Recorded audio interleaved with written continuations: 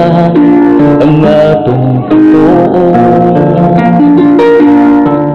Himayaon o simbaho nato si Cristo na Ginoong founder sa pagtuo.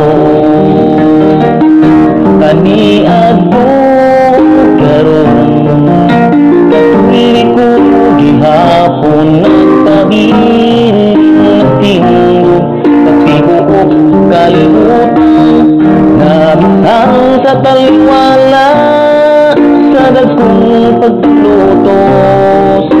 Walay makapugong ug daghan na ang natangos tunay ang founder ang Diyos nga makadagan ug siya ang Pinoy sa pagkasantos o malang.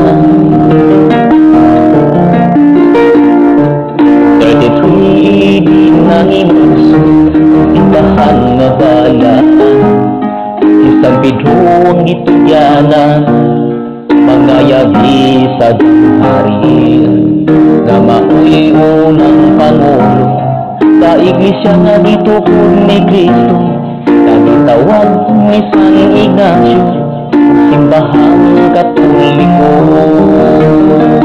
Busa kita magahopong kung magpabiling maligong ang pagtuo ikadayo kamatuoran magmalamo masigbabaw ang kataro maagto lang ang himayang dayo kaya kita kahiyo sa kaniya.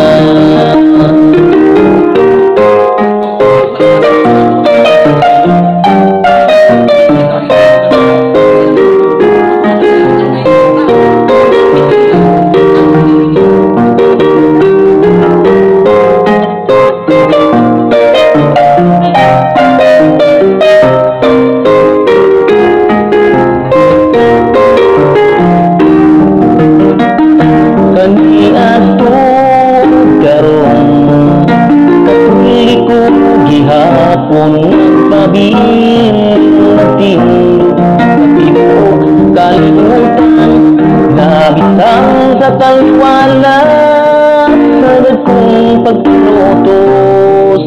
Walay makapugong ug daghan na ang nasantos tungod kay ang founder ang Diyos nga makagagahong siya ang tinodan sa pagkasantos o malaan.